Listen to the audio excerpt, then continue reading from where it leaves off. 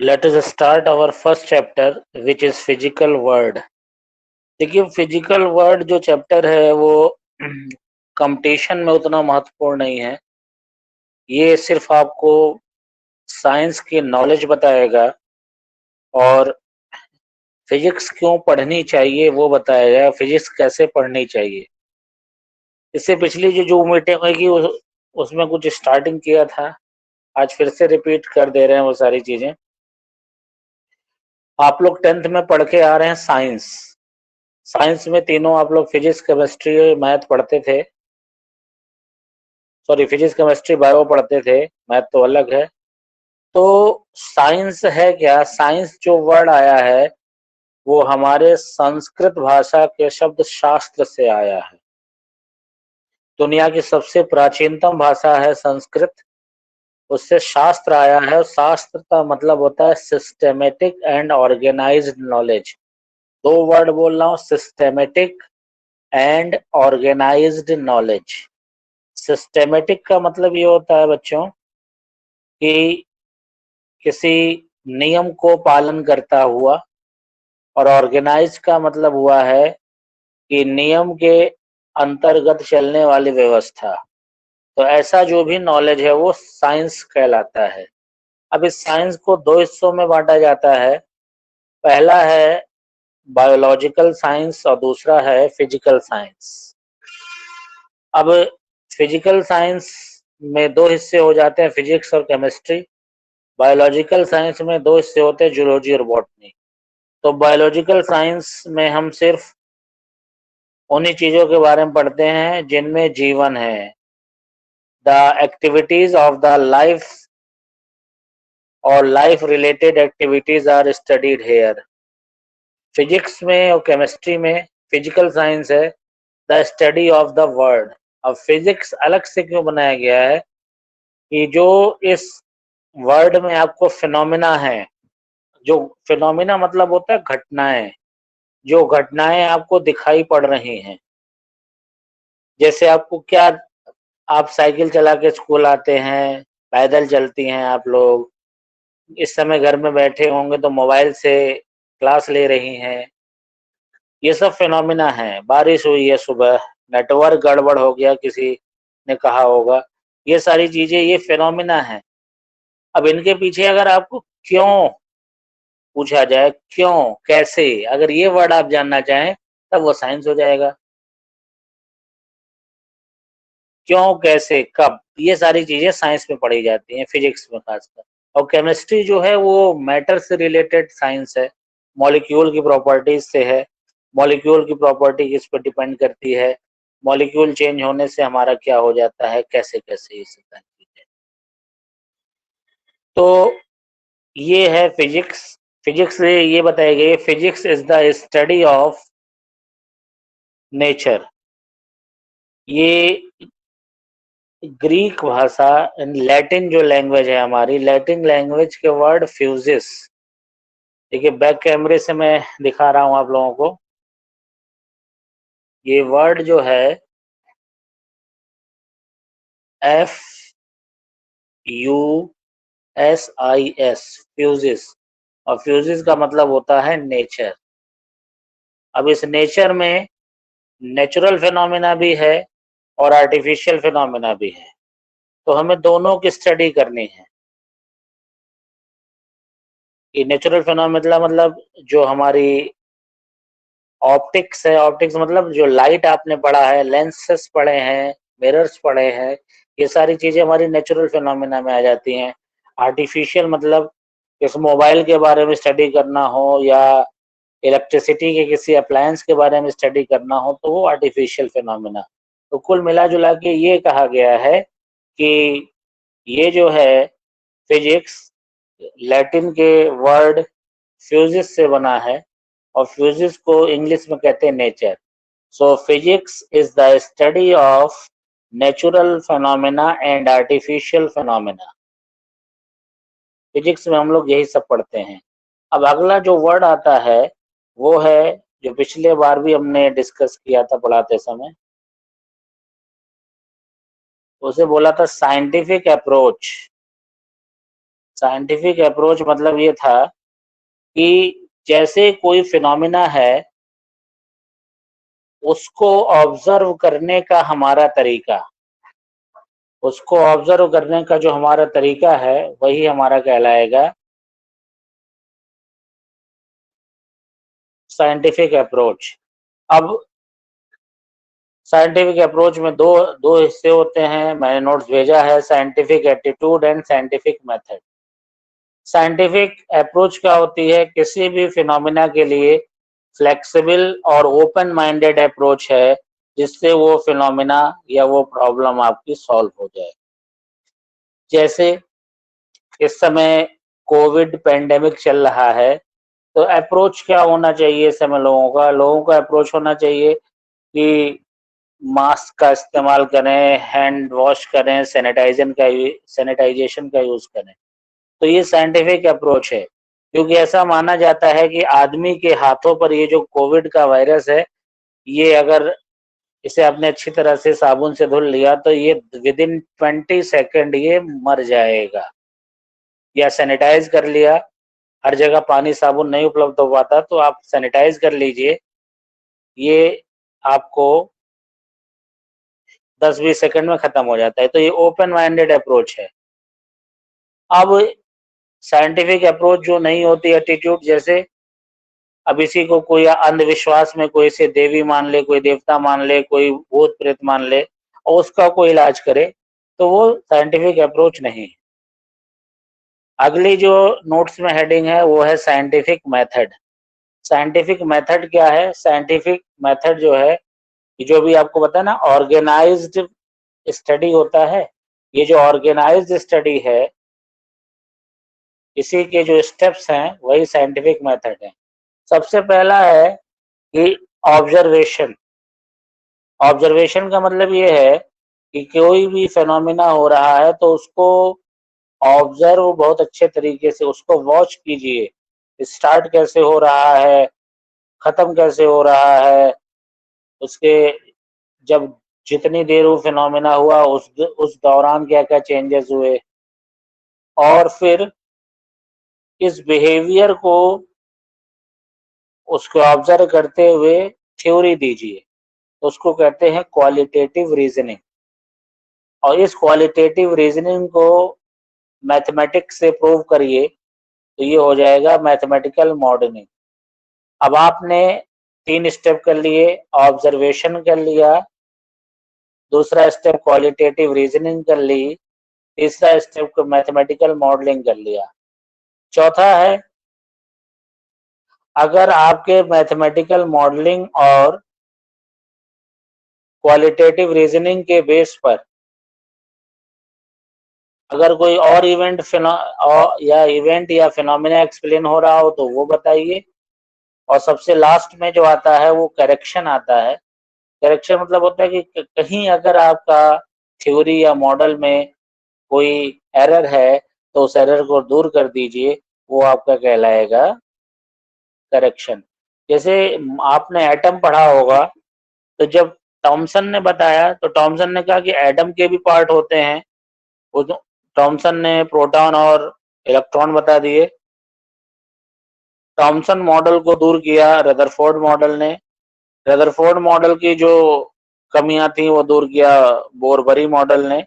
और लास्ट में इसी तरह से होते होते हुए सुधार होते हुए आज हम लोग पढ़ रहे हैं वेव मॉडल। तो ये सारी चीजें हैं जो एक साइंटिफिक मेथड को डेवलप करती हैं। साइंटिफिक मेथड मतलब होता है सिस्टमेटिक एंड ऑर्गेनाइज्ड अप्रोच। तो पहला पहला स्टेप होता है उसका ऑब्जर्वेशन, दूसरा स्टेप होता है उसका क्वालिटेटिव रीजनिंग, तीसरा स्टेप जो होता है उसका वो मैथमेटिकल मॉडलिंग, चौथा स्टेप होता है कि use of mathematical modelling to explain any other phenomena, और पांचवा जो होता है वो है अगर आपके मॉडल में कहीं कोई गलती हो तो उसको करेक्शन करना। अब जितना अभी तक पढ़ाया गया उसको जरा, अगर आपके मन में कोई डाउट हो तो आप बच्चियां पूछ सकती हैं, अपना माइक ऑन करिए और पूछिए। नोट्स तो भेज ही दिए गए हैं, नोट्स भेज दिए गए हैं, वीडियोस छोटे छोटे भेजे गए हैं, इसको देखिए समझिए। हाँ बेटा, जिसको पूछना हो, जो जो और भी कोई 11 से रिलेटेड चीज पूछनी हो तो पूछ सकते हैं आप लोग।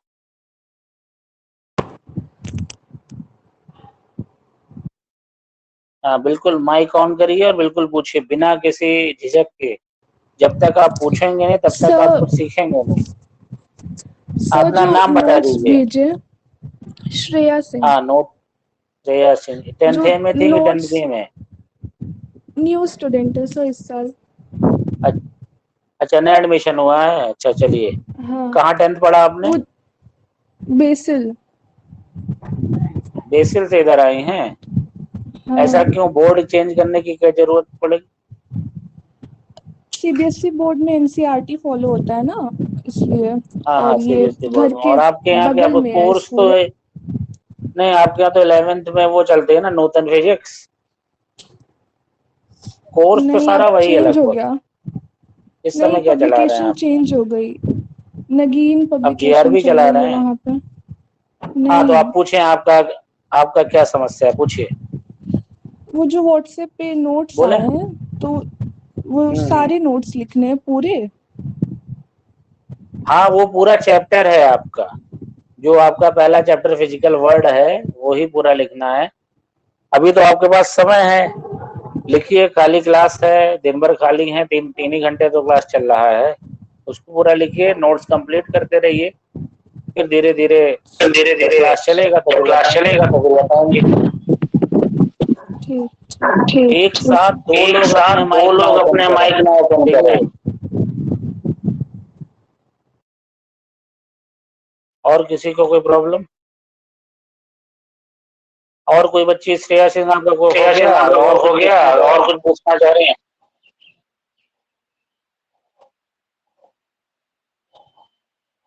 मानसी वर्मा। मानसी वर्मा। आ, यस सर। पूछिए जो पूछना हो। पूछिए जो पूछना है। सर पूछ रहे थे कि फिजिक्स की 2 कॉपीज बनेंगी।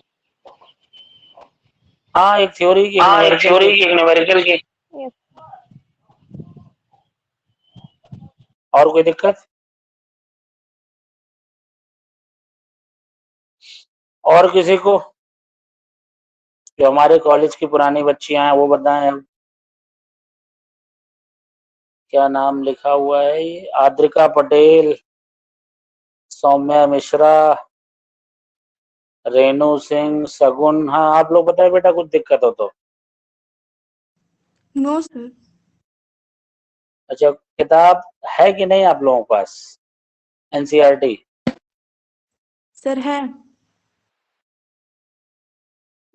आपके पास सौम्या मिश्रा, आपके पास किताब है कि नहीं बेटा? सर है। अच्छा, तो आज से वो पढ़ना शुरू कीजिए। नोट्स भेज ही दिया है, वीडियो भी थोड़े थोड़े भेज दिए हैं। तो पहला चैप्टर आप लोग ये जानिए कि किसी कंपटीशन के लिए नहीं आएगा, ये सिर्फ आपको फिजिक्स की नॉलेज बढ़ाएगा। अब देखिए, फिजिक्स हम पढ़ते क्यों हैं? सवाल ये आता है कि फिजिक्स पढ़ते क्यों हैं, या साइंस ही क्यों पढ़ी जाती है? फिजिक्स, अभी मैंने आपको बताया कि physics is the study of phenomena. अब वो नेचुरल फिनोमेना भी हो सकता है, आर्टिफिशियल फिनोमेना भी हो सकता है। देखिए, साइंस पढ़ने का या स्पेशली फिजिक्स पढ़ने का ये एम है, जो भी ह्यूमन लाइफ का लाइफ स्टैंडर्ड है उसको ऊपर उठाना, to uplift the living standard of human beings which they are in present circumstances. वर्तमान परिस्थितियों में जैसा भी उनका जीवन हो, उससे ऊपर की ओर उनको ले जाना, बेहतर जीवन देना। जैसे एक एग्जाम्पल से समझिए, जब मैं इंटरमीडिएट में था तो उस समय टेलीफोन होना ही बड़ी बात हुआ करती थी। टेलीफोन मतलब बिजली के वो सॉरी टेलीफोन खंबे से तार खींचे जाते थे, घरों में मशीन लगाई जाती थी, हेलो कहीं कहीं था। ग्रेजुएशन किया, पोस्ट ग्रेजुएशन किया, तब मोबाइल आया। उस समय वो भी दिल्ली में, एयरटेल ने सबसे पहले दिल्ली में लॉन्च किया। उस समय ये था कि मोबाइल पे जब कॉल आती थी तब भी पैसे खर्च होते थे, जब जाते थे तब तो खर्च होते थे, और 17 रुपए पर मिनट था रेट। सुनिए आप लोग कहानी, आपकी 1997-98 की कहानी है ये। धीरे धीरे 2001 में इम्प्रूवमेंट बढ़ा, गवर्नमेंट ने इसमें इन्वेस्टमेंट किया, बाहर से पैसा आया और धीरे धीरे देखिए आज ये मोबाइल में इनकमिंग कॉल फ्री हो चुकी है, वीडियो कॉल चल रहा है और टेक्नोलॉजी अपडेट होते होते देखिए मैं अपने घर पे बैठा हूँ, आप अपने घर पे बैठी हुई हैं, आराम से हम लोग एक दूसरे को पढ़ रहे हैं, पढ़ा रहे हैं। तो ये क्या है, सोसाइटी में जो लाइफ स्टैंडर्ड है उसको ऊपर उठाया गया, इसीलिए हम लोग साइंस पढ़ते हैं। अब फिजिक्स पढ़ने के देखिए बहुत अच्छा एग्जाम्पल ये दे रहा है, फिजिक्स पढ़ने के क्या अप्रोच हो सकते हैं। अप्रोच मतलब होता है तरीका, फिजिक्स को कैसे पढ़ना चाहिए और किस प्रकार से हम लोग पढ़ेंगे। मोशन आपने सबने पढ़ा होगा, 9th में 8th में 6th में कहीं ना कहीं मोशन वर्ड तो जरूर सुना होगा। मोशन जो है वो सिंपल सी बात है, change in position of the object with respect to time, समय के साथ साथ उसकी पोजीशन भी बदलती जाए, यही मोशन। लेकिन आपने हो सकता है कुछ और पढ़ा हो, कई सारे एग्जाम्पल हैं, साइकिल आप लोग चला रहे हैं रोड पे, पैदल चल रहे हैं, ये एक एग्जाम्पल है मोशन का। पतंग उड़ रही है, ये भी एग्जाम्पल मोशन का है। चिड़िया उड़ रही है, हेलीकॉप्टर उड़ रहे हैं और हमारी अर्थ भी सूरज के चारों ओर मूव कर रही है, ये भी एक मोशन है। तो स्ट्रेट लाइन मोशन, आप लोगों ने सर्कुलर मोशन सुना होगा, घड़ी जो घूमती है, और तीसरा ये प्लैनेटरी मोशन। तो या इसी को one directional motion, two directional motion या मल्टी डायरेक्शनल मोशन, ये सारी चीजें आप लोग सुने होंगे। लेकिन जब भी मोशन पढ़ना है, न्यूटन ने सारे मोशन का 3 रूल से, 3 नियम न्यूटन के फेमस हैं, Newton first law of motion, Newton second law of motion, Newton third law of motion. अब वो चाहे जिस प्रकार का मोशन हो, ध्यान से सुनिएगा, चाहे स्ट्रेट लाइन मोशन हो, चाहे सेंट्रीपिटल मोशन हो, चाहे सर्कुलर मोशन हो, चाहे प्लैनेटरी मोशन हो, चाहे वेव मोशन हो और चाहे जिगजैग मोशन हो, चाहे जैसा मोशन हो वो न्यूटन के लॉ से एक्सप्लेन कर देते हैं हम। तो ये इसने यूनिफाइड कर दिया, जोड़ दिया। तो पहली जो हमारी अप्रोच है फिजिक्स पढ़ने की वो है यूनिफिकेशन। यूनिफिकेशन का मतलब होता है, कहीं नोट करते चलिए अगर कॉपी लेके बैठे हैं, यूनिफिकेशन का मतलब होता है कि कई सारे फिनोमिना को एक साथ कवर करना, या एक ही थ्योरी से कई सारे फिनोमिना की स्टडी करना। और दूसरी अप्रोच हुआ हमारा रिडक्शन, रिडक्शनिज्म। रिडक्शन का मतलब होता है तोड़ना। जैसे अब हमें बायोलॉजी में इसका ज्यादा अच्छे एग्जाम्पल मौजूद हैं, जैसे ह्यूमन बॉडी के बारे में पढ़ना है तो पूरा मानव कोई ऐसा नहीं है जो ह्यूमन बॉडी के बारे में पढ़ ले। इवन देन एमबीबीएस पढ़ने के बाद भी ह्यूमन बॉडी के बारे में जानकारी नहीं होती, इसीलिए आपने सुना होगा कि हर चीज के स्पेशलिस्ट डॉक्टर होते हैं। हार्ट स्पेशलिस्ट अलग होता है, गैस्ट्रो का डॉक्टर अलग होता है, सर्जन अलग होते हैं, ब्रेन के अलग होते हैं, आई के अलग होते हैं, क्योंकि हर चीज में अपनी अपनी अलग अलग टेक्नोलॉजी है। तो फिजिक्स की दूसरी अप्रोच जो है वो रिडक्शनिज्म है, यानी अगर कोई कॉम्प्लेक्स फिनोमिना है तो हम उस फिनोमिना के अलग अलग हिस्सों की स्टडी अलग अलग करेंगे और फिर सबको मिला के एक कर देंगे, तो वो यूनिफिकेशन हो गया हम जब एक करेंगे। और रिडक्शनिज्म मतलब होता है कि अलग अलग हिस्सों की स्टडी करना। अब फिजिक्स में कौन सी ब्रांच होती है, ब्रांच मतलब होता है कि आप पढ़ाई के लिए इसको आसान करने के लिए कई सारे क्लासेस में बांटा गया है। पहला पार्ट जो है वो है मैकेनिक्स, MECHANICS। मैकेनिक्स जो है ये सबसे ओल्डेस्ट ब्रांच है और सबसे टफेस्ट ब्रांच है, दोनों चीजें मैं कह दे रहा हूँ। सबसे ओल्डेस्ट ब्रांच है और सबसे टफेस्ट ब्रांच है। अब ओल्डेस्ट ब्रांच इसलिए है कि जब पहिए का आविष्कार, पहिया पहिया मतलब जिससे मोशन होता है, व्हील, जब पहिए का आविष्कार मानव सभ्यता में हुआ होगा तब से मोशन है और आज तक मोशन है। और कॉम्प्लेक्स इसलिए है क्योंकि एक साथ कई सारे मोशन जुड़े रहते हैं। तो मैकेनिक्स मतलब ये होता है कि फिजिक्स की वो ब्रांच जो रेस्ट और मोशन दोनों से डील करती है, उसको हम लोग फिजिक्स कहते हैं। दूसरी जो है वो ऑप्टिक्स, OPTICS, ऑप्टिक्स मतलब होता है जो ब्रांच लाइट रे से रिलेटेड होती है, मतलब लाइट से रिलेटेड होती है। जो आप 10th में पढ़ के आ रहे हैं, रिफ्लेक्शन, रिफ्रैक्शन, या लेंस पढ़ा होगा या डिफेक्ट ऑफ आई पढ़ा होगा, तो ये सब ऑप्टिक्स में आता है। थर्मोडायनेमिक्स, थर्मोडायनेमिक्स जो ब्रांच है वो ब्रांच हीट एनर्जी के ट्रांसफर से है। हीट एनर्जी किसी ऑब्जेक्ट से बाहर निकले या हीट एनर्जी किसी ऑब्जेक्ट को अंदर मिले, तो वो किस तरह से चेंजेस करते हैं, किस क्या सिस्टम में चेंज होते हैं, इसे हम थर्मोडायनेमिक्स पढ़ते हैं।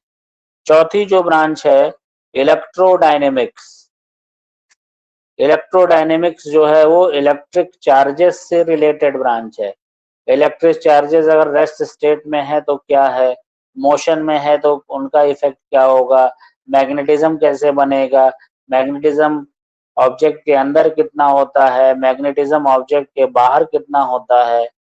और पांचवी जो ब्रांच है वो कहलाती है मॉडर्न फिजिक्स। मॉडर्न फिजिक्स मतलब जो इस समय आपके पास मॉडर्न इंस्ट्रूमेंट है, कंप्यूटर है, लैपटॉप है, मोबाइल है, ये किन टेक्नोलॉजी पे बन रहे हैं, ये इनके जो पार्ट्स हैं वो किस सब्सटेंस से बनाए जा रहे हैं। सेमीकंडक्टर का नाम आप लोगों में से कितने लोग जानते हैं? नहीं जानते तो भी बताएं, और जानते हैं तो भी बताएं।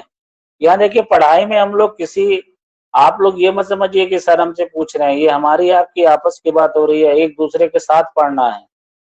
जो नहीं आता वो बिल्कुल आप बेझिझक होकर पूछिए। हाँ सौम्या मिश्रा आप बता रही हैं, बताएं, माइक ऑन कर रहे हैं, बताओ। सर सेमीकंडक्टर वो होता है जो रेजिस्टेंस और कंडक्टर के जो बीच के रेंज में आते हैं, तो वही होते हैं। कोई एग्जाम्पल बताओ बेटा, अगर कोई एग्जाम्पल आप लोग बता पाए तो बताइए।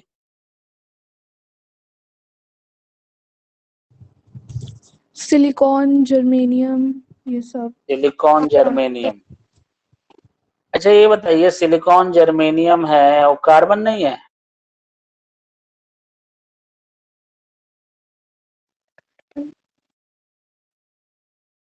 बताएं।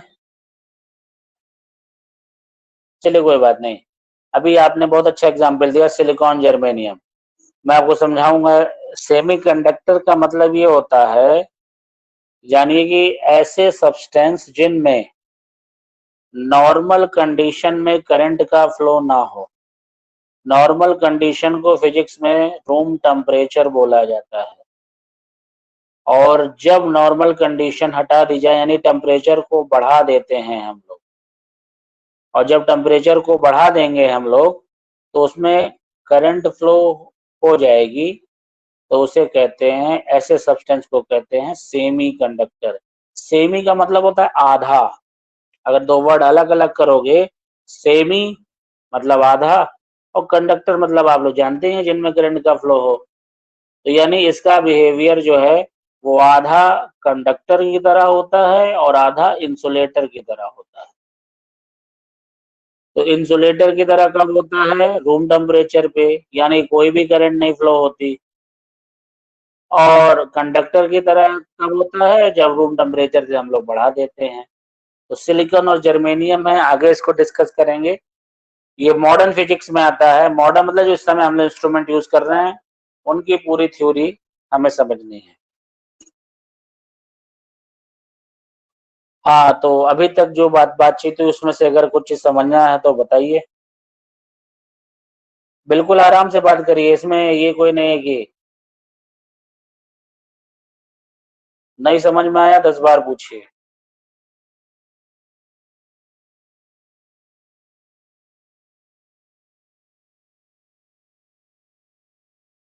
हाँ बताएं। आप लोग क्लास में हैं कि बिल्कुल ऐसे माइक ऑन करके घूम रहे हैं? हाँ अच्छा ठीक है, मैं नाम ले रहा हूँ फिर। ये श्रेया सिंह, आप बताएं, आप नई बच्ची हैं इसलिए आप बताइए। क्या सर? जो डिस्कशन हो रहा है वो आपके समझ में आ रहा है बेटा? हाँ समझ में आ रहा है सर। हाँ हाँ सर समझ आ रहा। बिल्कुल सही बात है। हाँ सही है।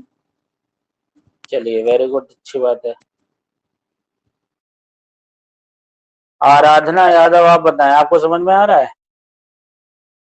माइक ऑन करें अपना। Yes sir. अच्छा अच्छा, यस सर।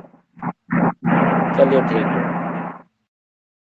अब ये देखिए, फिजिक्स को हम लोग पढ़ते किससे हैं, किस मतलब कौन से टेक्नोलॉजी से फिजिक्स पढ़ी जाती है? फिजिक्स पढ़ी जाती है with the help of mathematics.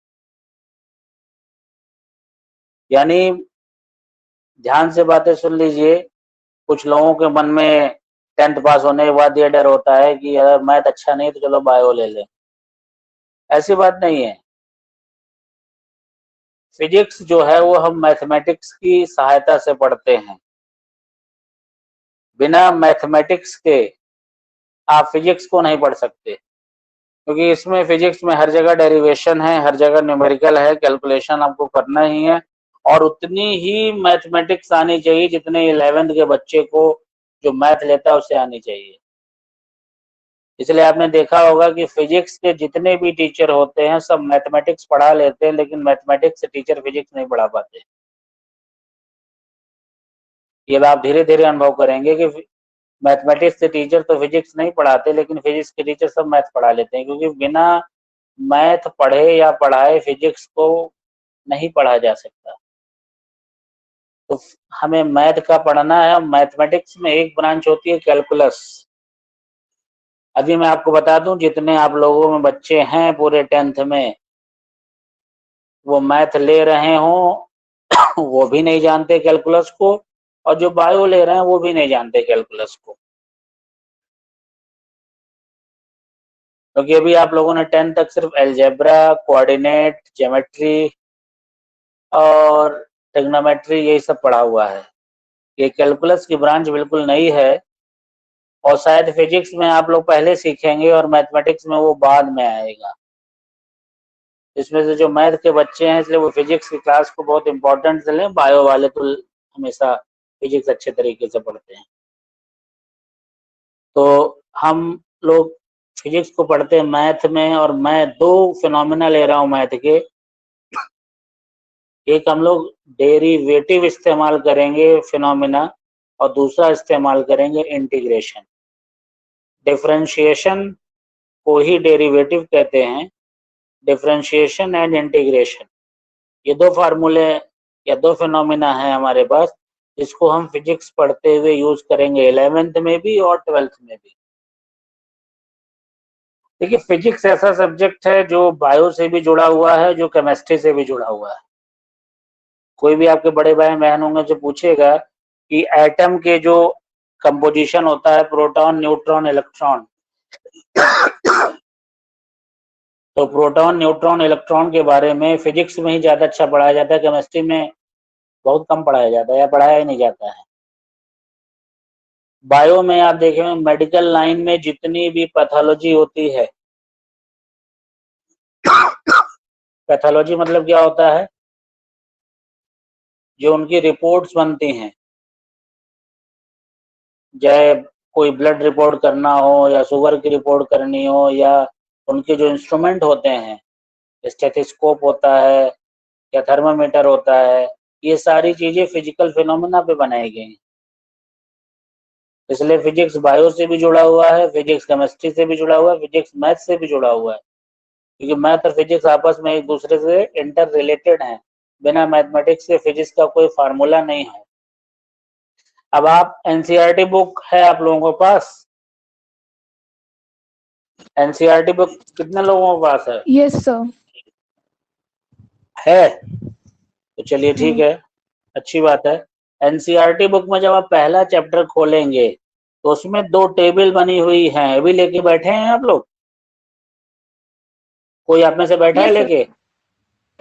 Yes कौन? सर। आराधना? Yes sir. उसमें टेबल में देखेंगे, एक टेबल तो है जिसमें साइंटिस्टों के नाम है और डिस्कवरी उन्होंने क्या की है। जैसे न्यूटन का नाम होगा तो न्यूटन ने मोशन के बारे में किया है, और ऐसे तमाम सारे साइंटिस्ट के बारे में है, और कौन सा साइंटिस्ट किस कंट्री का है। तो वो 2 टेबल आपको अच्छी तरह से पढ़नी है और उसको समझना है। अच्छा, एक अब जनरल नॉलेज का क्वेश्चन पूछ रहे हैं, आपने 9, 10th या 6, 7 जब से सुना है, न्यूटन का नाम सुना है, एडिसन का नाम सुना है, क्या कभी ऐसा मन में नहीं होता कि हमारे हिंदुस्तान में भी कोई ऐसा साइंटिस्ट रहा हो जिसका नाम वर्ल्ड लेवल पर होना चाहिए?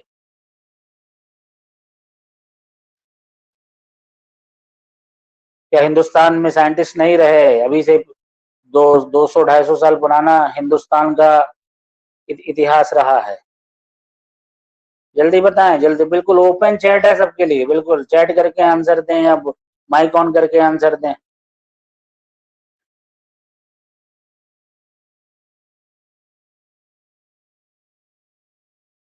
बताइए।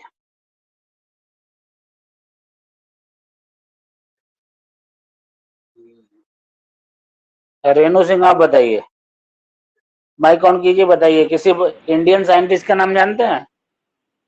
सर बुक में जेसी बोस का नाम दिया है। जेसी बोस? जेसी बोस तो अभी 100-150 साल पुराने। और कोई पुराना? कभी 10th में किसी टीचर ने नहीं बात किया आपसे पुराने साइंटिस्टों को लेके? हाँ बोलिए बोलिए, बिल्कुल बिल्कुल, जो भी आता हो बताइए।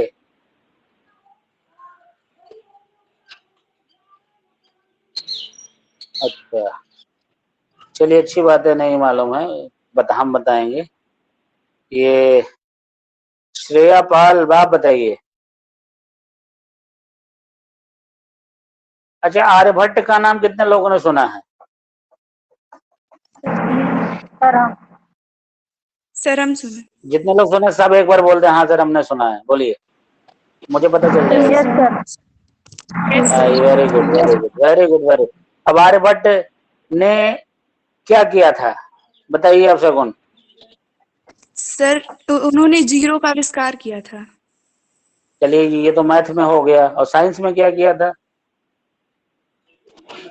चलिए, और कोई बच्ची से पूछते हैं। ये कौन है? अद्रिका पटेल, आप बताइए।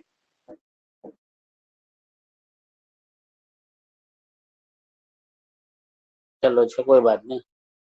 श्यामा मिश्रा, क्या नाम है ये? श्यामा मिश्रा, आवाज आ रही है? आप बताइए, आर्यभट्ट ने सर साइंस की फील्ड में क्या किया था?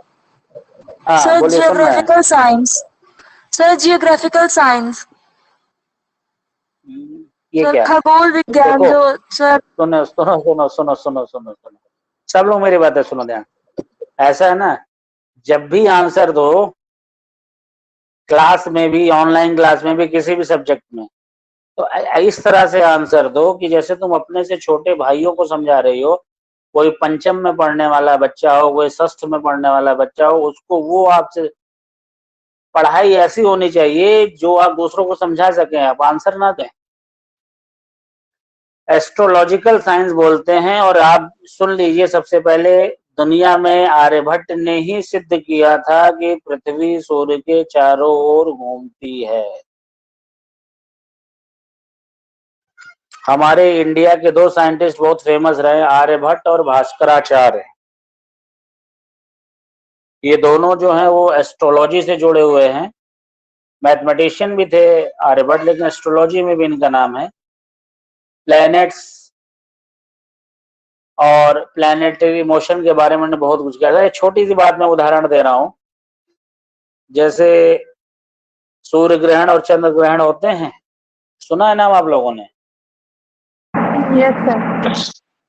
हाँ, अच्छी बात है। तो ये बताइए, नासा का भी नाम सुना होगा? नासा का नाम कितने लोगों ने सुना है?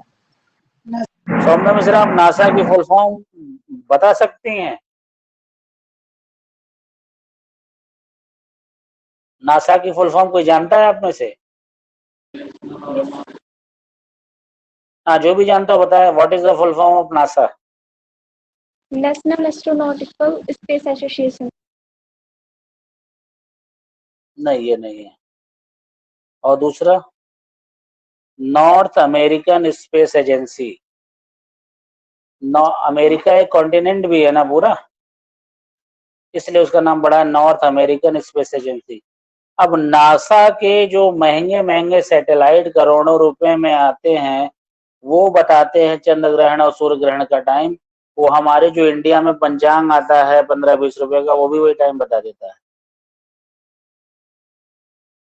गांव में घर में पंडित जी लोग आते होंगे तो जिस पंचांग से, वो भी वही बताते हैं जो नासा का इतना महंगा सैटेलाइट बताता है। तो कहने का मतलब ये नहीं है कि हमारे पास एस्ट्रोलॉजी बहुत पुरानी है। अब पहले, हाँ, बायो के बच्चे हैं इसमें, इस क्लास में बायो के Yes, लोग sir. कौन है, जरा हाथ उड़ाएं। शगुन, हाँ बेटा, आप बताइए। Very good. सर्जरी में सबसे पहला नाम किसका आता है पूरे वर्ड में, जिसको पूरा वर्ड मानता है कि फर्स्ट सर्जन? सर पता नहीं। शगुन, मेरी आवाज सुनाई पड़ रही है? सर नहीं पता। नहीं पता? अच्छा, और किसी को मालूम है? सर और कोई वो बताए? सुश्रुता ऐसे कुछ थे हाँ, इंडिया बहुत के। सही, गुड। तो स्रोत हमारे थे, हमारे दो पुराने डॉक्टर हैं, चरक और सुश्रुत। तो चरक जो है वो मेडिसिन साइंस में आते हैं, मतलब जो दवा दी जाती है, और जो सुश्रुत थे उन्हें पूरे वर्ल्ड का पहला सर्जन माना जाता है। तो हमारे यहाँ तो सारी चीजें बहुत पहले से थी। अब आप लोग सोच रहे होंगे सारी चीजें बहुत पहले से थी तो चली कहाँ गई? ये कितने लोगों के मन में दिमाग आ, ये दिमाग में क्वेश्चन आ रहा है ये, जब अभी हमारे पास। हाँ, सौम्या मिश्रा क्या पूछ रहे हैं, पूछें। माइक ऑन करो, पूछो। सर कोई डाउट नहीं। अच्छा, इतनी सारी चीजें, ये आपको एक अच्छा लगा होगा कि हमारे पास जब सब कुछ पहले से था और सब कुछ चला गया, उसके बारे में जब क्लास में सामने सामने बैठोगे तब समझाएंगे। तो जो एनसीईआरटी में 2 टेबल बनी हुई है, वो आपको पढ़ना है, याद करना है। अब अगला जो इम्पोर्टेंट टॉपिक है वो है फंडामेंटल फोर्सेस, या फंडामेंटल फोर्सेस को बाद में पढ़ेंगे। फोर्स की डेफिनेशन क्या होती है बताइए? What is the definition of the force? तो बड़ी प्राइमरी चीजें हैं जो कहीं ना कहीं सुनी। हाँ, शगुन बताओ। Yes, sir. Sir, force change the state of an object or try to change the motion. Very good. कहाँ पढ़ा है इसे? सर ये सब दीदी के नोट्स में लिखा था। बस दीदी का नोट्स उठा लिया और हमारा नोट्स पढ़ के बोल दिया। नो सर, ये यही बात है ना? 9th की हाँ? बुक में भी था। सर 9th की बुक में भी है, 10th में भी है सर इसका डिफिनेशन। 10th की बुक में ये है लिखा हुआ कि which tries to change the state of the object. Sir 9th में है। सर ये नहीं। 9th में? अच्छा, चलिए, अच्छी बात है। तो फोर्स जो है, चलिए सुनिए, force is a reason which changes the state of the object और ट्राइज टू चेंज इट। यानी जो एक यहाँ स्टेट से मतलब है रेस्ट स्टेट से मोशन में, और मोशन से रेस्ट में। 4 टाइप के फोर्स फंडामेंटल माने गए हैं। पहला जो फोर्स है वो ग्रेविटेशनल फोर्स है, ये भी 9th में है। Gravitational force arises between two objects by the virtue of their masses। मतलब दो ऑब्जेक्ट के बीच में उनके मास की वजह से जो फोर्स डेवलप होता है वो ग्रेविटेशनल फोर्स कहलाता है। और पूरे संसार का सबसे वीकेस्ट फोर्स, सबसे कमजोर बल जो है वो ग्रेविटेशनल फोर्स है।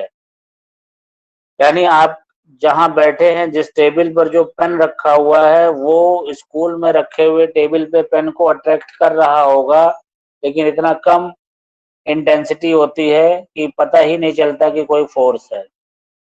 दूसरा जो फोर्स है fundamental, electrodynamic force. Electrodynamic force मतलब होता है the force which arises due to charge. जब फोर्स मतलब ऐसा फोर्स जो चार्ज की वजह से हो, और चार्ज जब रेस्ट में होता है तो उसे बोलते हैं इलेक्ट्रोस्टैटिक। और चार्ज रेस्ट स्टेट में सिर्फ इलेक्ट्रिक फील्ड बनाता है, और जब चार्ज मोशन में आ जाता है तो इलेक्ट्रिक फील्ड और मैग्नेटिक फील्ड दोनों बनाता है। इसीलिए इस फोर्स को इलेक्ट्रोडायनेमिक फोर्स कहते हैं। तीसरा जो होता है वो, ये सब फंडामेंटल फोर्स की बात बता रहे हैं। तीसरा जो फंडामेंटल फोर्स है वो है स्ट्रॉन्ग न्यूक्लियर फोर्स। लेकिन न्यूक्लियस में आप सब लोग पढ़े जरूर होंगे कि प्रोटॉन होते हैं और न्यूट्रॉन होते हैं। प्रोटॉन में आपस में पॉजिटिव चार्ज होता है, और न्यूट्रॉन जो होते हैं वो न्यूट्रल होते हैं। और 10th में ये भी पढ़ाया जाता है कि similar charges repel each other. अब जब ये प्रॉपर्टी पढ़ाई जाती है कि similar charges repel each other, तो इसका मतलब होता है one proton should repel other proton. एक प्रोटॉन दूसरे प्रोटॉन को रिपेल करना चाहिए, तो फिर वो कैसे एक छोटे से एरिया में रहे। इसका जवाब है कि वहां पे एक स्ट्रॉन्ग, एक मजबूत न्यूक्लियर फोर्स है, और ये न्यूक्लियर फोर्स जो है वो दुनिया का सबसे स्ट्रॉन्गेस्ट फोर्स है, सबसे मजबूत बल है। आपने ये सुना होगा कि एटम से इलेक्ट्रॉन को बाहर निकाल दें, लेकिन एटम से प्रोटॉन को निकालना बाहर या न्यूट्रॉन को निकालना बाहर अभी तक तो नहीं सुना होगा। ये भी सुना है? बताइए, सुना है? कितने लोगों ने सुना है कि एटम से प्रोटॉन बाहर आ जाए? आप बोलिए तो सुनाई तो पड़े मुझे। हाँ, हेलो बेटा बोलो कोई ना, इतने लोग 11-12 लोग जुड़े हो, कोई बताए। लीजिए, सब साइलेंट हो जाते हैं एक के साथ। ये क्या लिखा हुआ है? हाँ, रेनू सिंह आप बताइए। क्या सर? कभी सुना है कि एटम से प्रोटॉन भी बाहर आते हैं? नहीं। अच्छा, तो चलिए तो अच्छा, अभी मैं एक नई चीज पूछ रहा हूँ, ध्यान से सुनिएगा। ये मैं यहीं छोड़ के अपनी आज का लेक्चर समाप्त कर रहा हूँ। क्या एटम से इलेक्ट्रॉन बाहर आते हैं? अरे सॉरी, न्यूक्लियस से इलेक्ट्रॉन बाहर आते हैं? सर न्यूक्लियस में इलेक्ट्रॉन कहाँ होते हैं? न्यूक्लियस के मैं अंदर जो नहीं पूछ रहा होते। हूँ, अच्छा, सब प्रोटॉन और बारी बारी से न्यूट्रॉन बोलिए, का। वरना एक मिनट इस तरह बोलोगे तो। हाँ, आराधना यादव आप बोलो, क्या बोल रही हो? सर न्यूक्लियस में इलेक्ट्रॉन नहीं होते। नहीं, यानी मेरा क्वेश्चन गलत है ना? सर पता नहीं। पता नहीं, अब जो बात। अच्छा चलिए, अच्छा श्रेया सिंह आप बताइए, ऑन करिए, सर बताइए। जब मतलब न्यूक्लियस के अराउंड होते हैं ना इलेक्ट्रॉन्स, तो जब मैं चार्ज ये जो पूछ फॉर्मेशन रहा होता हूँ, है। मैं जो मैंने क्वेश्चन पूछा वो सही है कि गलत है, ये मैं पूछना चाह रहा हूँ। गलत है, न्यूक्लियस गलत में है, नहीं होता चलिए है। गुड। और कौन बच्ची है इधर? आद्रिका पटेल आप बताएं। सर नहीं पता। नहीं पता, चलिए गुड आंसर, गुड। सौम्य मिश्रा आप बताओ बेटा। सर न्यूक्लियस में इलेक्ट्रॉन नहीं प्रेजेंट होते।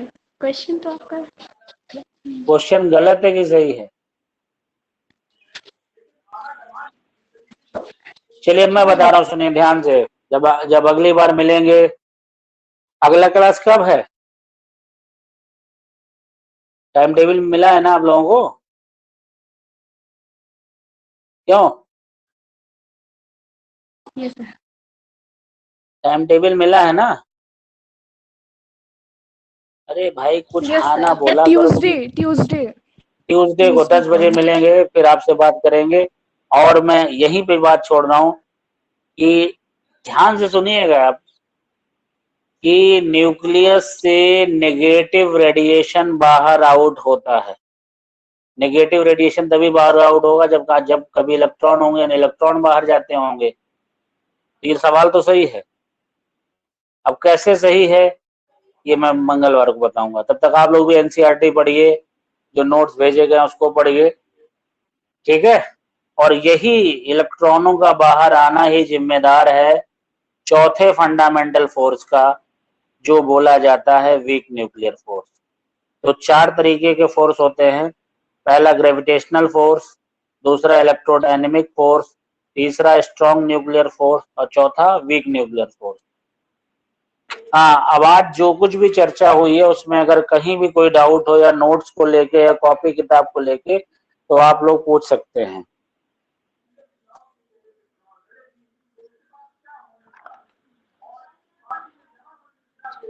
पूछें, जिसको जो भी दिक्कत हो बिल्कुल पूछे, निसंकोच पूछे।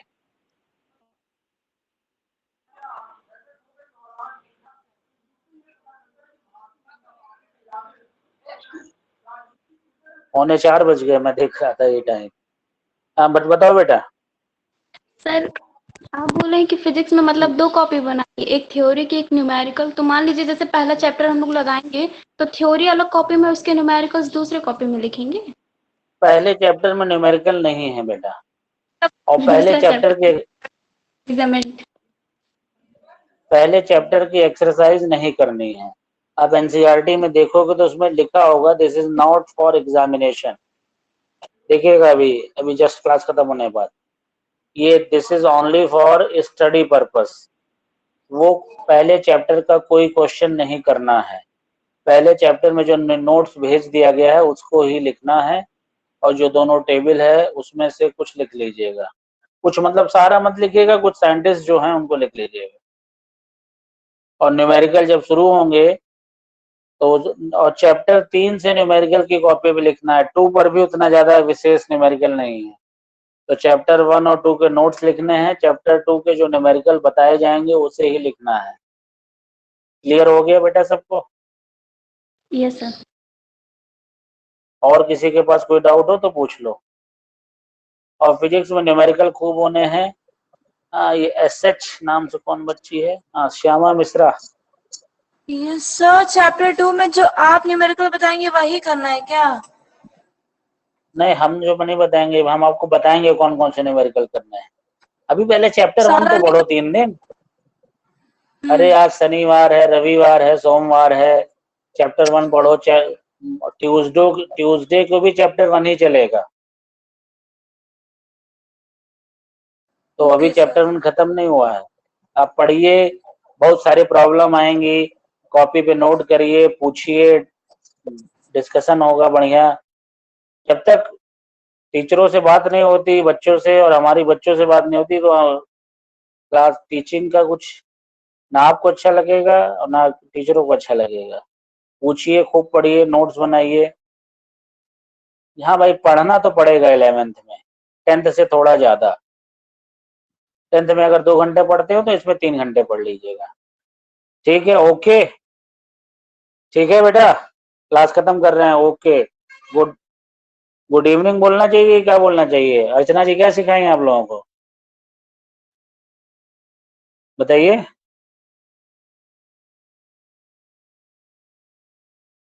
चलिए कोई बात नहीं, अच्छा, थैंक यू।